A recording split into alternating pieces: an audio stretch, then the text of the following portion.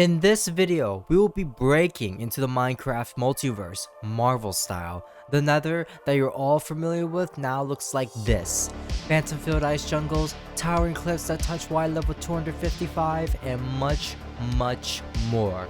Welcome to 100 Players Simulate Civilization in the Nether. Evidently, surviving in this Nether, especially this revamped Nether, was not easy.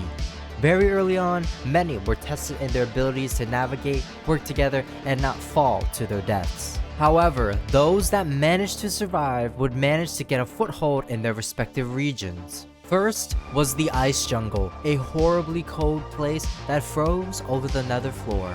Next was the Deadlands, an area where the souls of the dead still lingered within the Nether soil. Additionally, there was the Red Jungle, an area of great towering cliffs that hung above bottomless lava lakes. Last but not least was the Shroom Paradise, an area where massive shroom trees sprouted all about. Moreover, each of the respective regions had their perks. The Ice Jungle had powdered snow, a useful tool for surviving high falls, if you had the skills of course. The Deadlands had Restless Soul Sand that had the chance to provide the miner extra experience points. The Red Jungle had bountiful amounts of food that grew from the leaves of the trees. And the Shroom Paradise was the perfect place for getting incredibly high. On top of all this, ore veins of a wide variety could be found all over the Nether. After the people began to settle in, many would naturally form up together in an effort to increase their chances of survival in this brutal world. And these were the civilizations that were formed. First was the Ice Autocracy, a military society led by Anime. Not that anime, this anime. Anime's goal was to subjugate all those around him. Additionally, there was the Deadland Dictatorship, led by Root Vegetable. Despite being a dictatorship, however, they centered around trade and commerce, even building long highways for faster resource transportation. There was also the Red Federation, a mostly democratic nation that elected Legend Monkey to be their leader. Last but not least, however, was the Cartel, an oligarchical-style society built upon a multi-member high council of leaders who voted on major decisions for the nation. The head oligarchs being Bread Guy, Geeked, and Dritty, respectively. With the nations designated and buildings being solidified, it signaled the end of Day 1.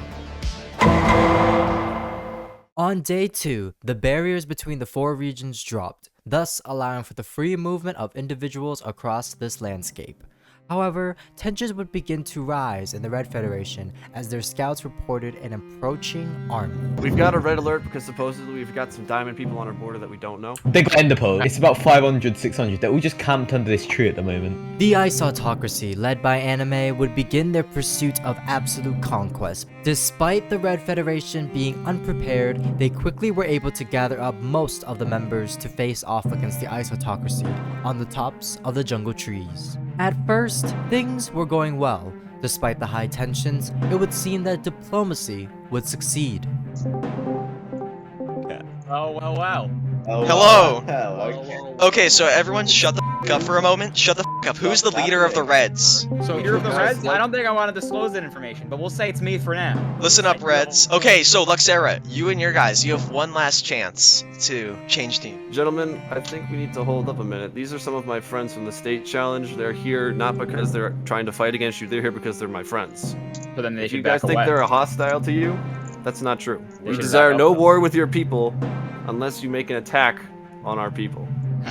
Okay, tell your Reds to back off right now. Tell your Reds to back off right now so we can talk this out. How about Back that? off. We're not doing anything. I see another name, Dixi Wood. Dixi Wood. Yeah, I know they're behind us. There's multiple behind. Okay, you know what? Luxera, last chance. What do you say? So let me get this straight. You guys are not happy with Luxor because they haven't joined your team? Is that it? Hey, easy with the crossbow. However, Anime, seeing that the Red Federation's forces were severely undergeared, took the initiative. Attack! Attack! Oh! Attack! Red, open fire! Battle plans. We're going into battle. Everyone ready? We're attacking the guys in front, okay? I'm ready. Ready? Pearls? Okay, pearls. Everyone spread the pearls out. Okay, ready? Go. All the Reds. I can't tell them. It pearls too.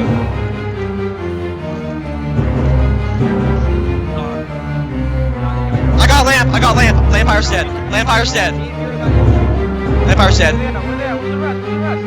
See, we're f***ing them up. They stood no chance. After the slaughter of nearly half of all the members of the Red Federation, Legend Monkey would take the remaining members of his nation away from the battle. Fortunately for Legend Monkey, Anime and his forces would quickly lose track of the survivors of the Red Federation. The thickness of the jungle and difficult to navigate terrain allowed the Red Federation to fight another day. At about the same time, the cartel and the Deadland dictatorship were continuing to gather resources and prepare their forces, as it was now evident that the Ice Autocracy was a nation on the warpath. One thing to note, however, was that Root Vegetable, the dictator of the Deadlands, accepted Legend Monkey's pleas for asylum for him and his people. Therefore, for the time being at least, the Red Federation would find a new home with the Deadland dictatorship. Later on in the day, after Anime and his warring party returned to base, Anime had sent a message to Geeked, who was the head current oligarch of the cartel, as the previous head oligarch unfortunately had an early exit.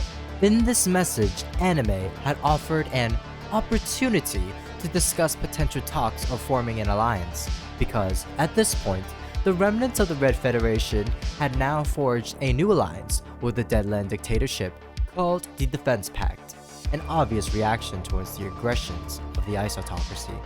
But an alliance between a democracy and a dictatorship? What could possibly go wrong? In the effort to keep the peace and potentials to have a strong ally in the coming days, Geeked would honor the message.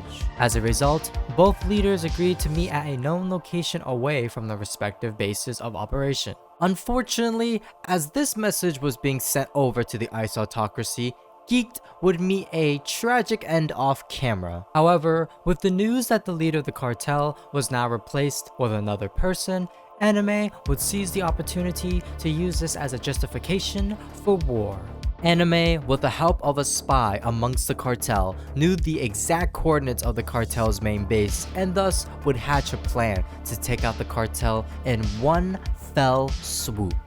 So, Rack is the battle plan will be, I have been talking with the Shroom people, and my plan is we're going to send an envoy over so we can discuss things. It is not just an envoy, everyone is coming, but it's going to be an envoy of 3 people, everyone else crouching and like kind of mining in from the sides and stuff onto their base. And then when I ping everyone in Discord, we're all going to jump down and kill them all. Anime, holding a flag of potential truce, would head out with his 2-man escort party to travel out to honor the meeting, with his entire army shadowing him. Looking back over to the cartel, Dritty would continue to honor the wishes of the late Geeked by agreeing to meet with Anime to talk about potential agreements to form an alliance. However, Dritty knew all too well of how aggressive the Ice Autocracy was. Thus, he knew that this could potentially be a ploy to get him all alone. Therefore, Dritty and his right-hand man would gear up with the best equipment that cartel money could buy. After some time and a lot of conga line mining through the Nether, Anime and his army would slowly close in on the cartel. Unfortunately for Anime, however, the information Anime received from his spy about the location of the cartel was either a little inaccurate or intentionally misleading, as the Shadow Army accidentally dug right next to the cartel's base, which was immediately discovered by the cartel's scouts.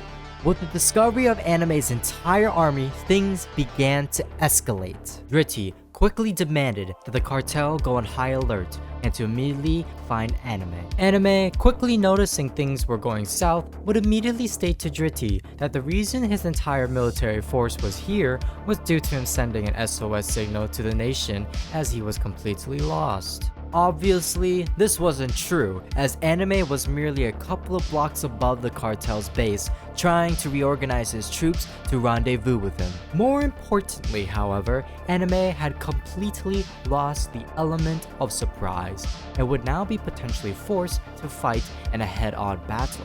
However, after the two nations formed together to face off one another, Anime would soon realize that the cartel not only had more active members nearby, but overall better equipment. This revelation would ironically force Anime to actually offer an alliance with the cartel, as Anime recognized that an all-out war would certainly mean heavy losses on both sides. During these talks, however, it was clear that the tensions were high and a mere spark could ignite all-out war.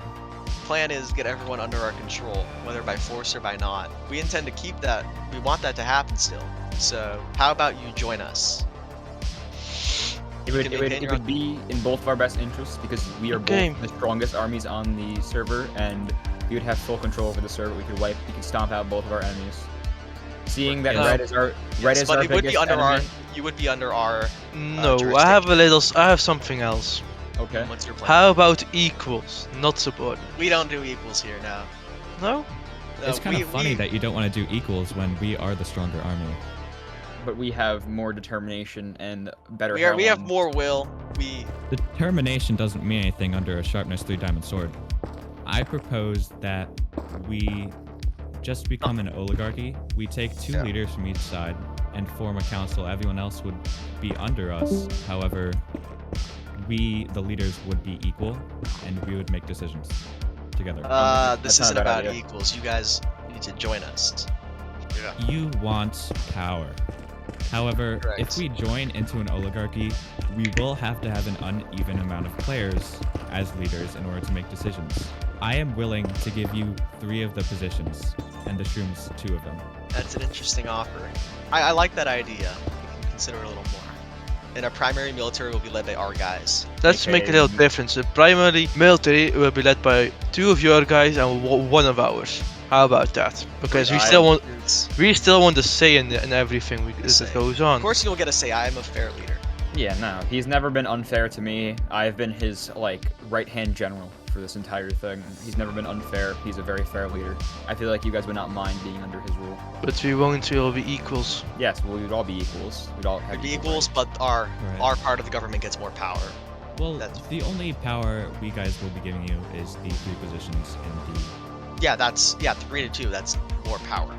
3 to 2 is more power. However, in military, everything will be equal. 1 to 1.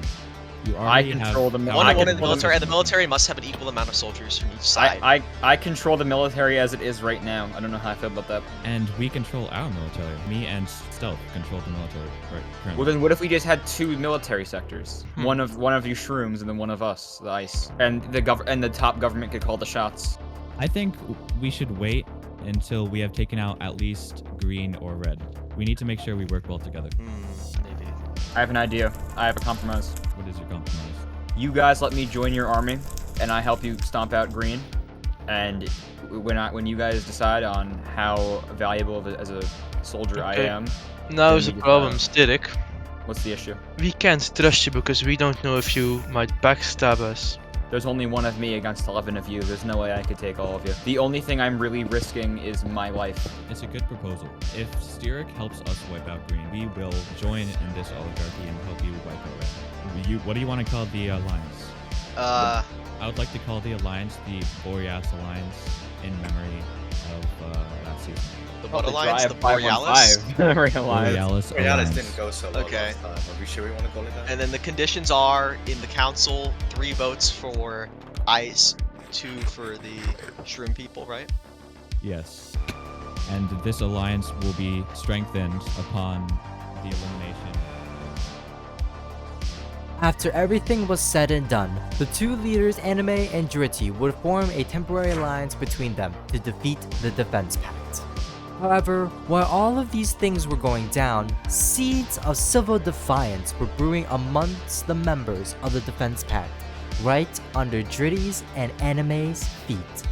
Against the direct orders of Legend Monkey and Root Vegetable, Docrm and Monkey from the Deadland Dictatorship, plus Dixi from the Red Federation, would fracture away from the Defense Pact to attempt to assassinate Dritty and the members of the cartel. Docrm, Monkey, and Dixi would dig into the walls waiting for an opportunity to strike. Unfortunately, for 2 out of the 3, Dixi and her iron armor was no match for Dritty's netherite, and Monkey was discovered and thus quickly smothered in a corner. Surprisingly, Mr. Anvil Man here actually succeeded in eliminating a member of the cartel. Unfortunately, there was no documented footage of this incident, so here's a 100% accurate depiction of how it went down.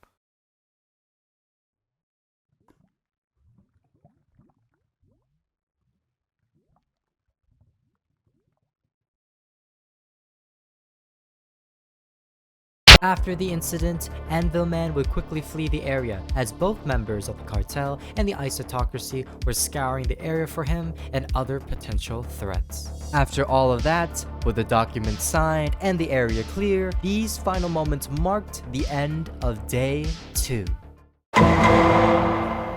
On Day 3, the cartel and the isotocracy prepared to wage war, but not against the Defense Pact, but between one another. This sudden change came about when both of the nations received messages from their respective spies that the other nation was going to betray them in the battle against the Defense Pact. While historical accounts are unclear on if it was anime spies or Dritty spies that told the messages first, the two nations nevertheless would attempt to rally allies in the remainder of the Red Federation and the Deadland Dictatorship. While at this time the Red Federation and the Deadland Dictatorship did indeed have a loose defense pact between them, the rumors of a growing discontent amongst the cartel and the isotocracy started to grow seeds of opportunity.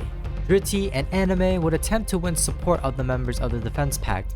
Unfortunately for Dritty, however, Anime would be able to win over the vast majority of the Deadland Dictatorship's members, most likely due to their similar government. More surprisingly, however, is that the vast majority of the Red Federation would defect to Anime's side, despite Anime being the man that caused the decline of the nation just a day before. However, all of these alliance shifts would be the worst for Legend Monkey, as his leadership came into question during this, mainly due to his failures in the first battle of Ice and Fire. As a result of all of this, and with the support of the people, Pumpkin King, who was now backed by Root Vegetable, convinced the rest of the Red Federation to join Anime and to kill Legend Monkey in a dramatic coup d'etat. The usurper, Pumpkin King, without warning, declared Legend Monkey an enemy of the state, turning the remnants of the Red Federation into an absolute dictatorship. However, through the skin of his teeth, Legend Monkey would be able to barely escape with his life by diving deep into the bottom of the lava sea, only being able to survive the inferno with a fire resistance potion he held in his back pocket. Unfortunately, this would be the end of Legend Monkey's story, a leader in permanent exile. At this point, it became evidently clear that Dritty's only true allies were the members of the cartel and that the odds were against him, specifically a near 3-to-1 disadvantage. Despite this, Dritty would rouse his people to completely band together for war. In the meanwhile, Anime, recognizing that the cartel contained better gear than them, would quickly rendezvous the entire isotocracy to the Deadlands to meet with Root Vegetable and Pumpkin King, who were waiting for them, so that they could share netherite equipment and experience bottles that were harvested from the Deadlands soul soil. After some time, Anime and the rest of the isotocracy would successfully reach the Deadlands Dictatorship's capital, thus allowing everyone to exchange and share equipment for the upcoming war. While the men and women were arming themselves, Anime, Pumpkin King, and Root Vegetable would head down to the Nether floor to finalize their new alliance by forging it into the depths of the Nether. A new alliance born from fire, lava, and blood. The combination of the isotocracy, Deadland Dictatorship, and Red Dictatorship would form the Tripartite Pact, an alliance bent on the destruction of the cartel, with Anime at the top. But this wasn't the time for champagne popping or cake cutting, as the celebrations abruptly ended when two scouts of the Tripartite Pact were suddenly ambushed by the entire cartel, losing both of their lives in the engagement. Despite the severe disadvantage in numbers and equipment, Dritty would go on the offensive, declaring that the Tripartite Pact were an enemy to humanity and peace, and thus should be destroyed. In the ensuing battle, the two forces would meet each other at the end of a makeshift bridge, flinging massive amounts of arrow fire on one another. With the engagement slowly turning into a stalemate as both sides refused to openly engage one another in open combat over a bridge, Dritty would give the signal for his forces to slowly disengage from the battle, fading back into the depths of the Nether. In the aftermath, it was discovered that the Tripartite Pact lost 4 members, including the leader of the Red Dictatorship, Pumpkin King, who had been slayed while trying to pursue the retreating cartel members. The cartel lost none of its members. With the death of so many members from the Tripartite Pact and the loss of the leader of the Red Dictatorship, the near 3-to-1 advantage that the Tripartite Pact held over the cartel now only became a 2-to-1 advantage. This battle signified the beginning of a war that would not easily be won for either side. Angered by the losses, Anime would quickly gather his forces to pursue the cartel. But the cartel, being smaller in size, were overall quicker and were better organized under a single leader. On the other hand, the Tripartite Pact was a much larger force, and thus the many members from the different nations often bickered with one another, which was only elevated due to their recent losses. In fact, this bickering became a clear weakness amongst the members of the Tripartite Pact, as for a good while, the Tripartite Pact was split in half and lost, unable to decide upon where to go next. Taking advantage of the disorganization of the Tripartite Pact, Dritty would take the time to order the cartel to gather more resources, such as food, minerals, and other useful equipment.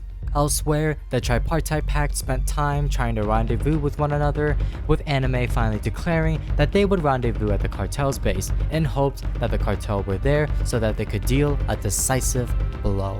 However, to Anime's disappointment, the cartel was not there. In fact, the entire base was completely abandoned. But with the entire Tripartite Pact now back together, they took upon the opportunity to completely destroy the cartel's base, destroying landmarks, homes, and other such structures in the area. Even if the cartel were to win this war, there would be no home to return to. On the other side of the Nether, Dritty, knowing that Anime would most likely have ordered his forces to go to the cartel's base, ordered his forces to head to the Ice Autocracy's homeland in the hopes to find their capital to potentially ambush them once again. Anime, being desperate for a decisive victory in open battle, would head back to the ice jungle to set up a base at exactly 0-0, openly declaring so to the cartel, as he knew that Dritty was employing guerrilla tactics and thus needed to go Dritty to engage him in open combat if he wanted to win this war. Dritty, expecting a fight and knew worries that perhaps the Tripartite Pact made it back to the Ice Autocracy's capital before they could find it, would lead the remainder of his forces to the area close to the 0-0 coordinate that Anime had given out to secure a defensive location. However, unbeknownst to them, the Tripartite Pact were already in the area. The Tripartite Pact were all gathered together to push for one last decisive battle, and after some time, they were given their wish, as 2 members of the cartel would be spotted by Tripartite Pact scouting party, thus causing the final battle to kick off. Oh, there's yellow, there's yellow, there's yellow. Kill him, kill him, kill him, kill him. Oh, I should be. Oh, man, that's fine. He's coming. Oh, that yellow's dead. Oh, someone hit me. Oh, okay, that's done. He's like He's trying to pearl. Get him. Go, Shaitan, go. Back up.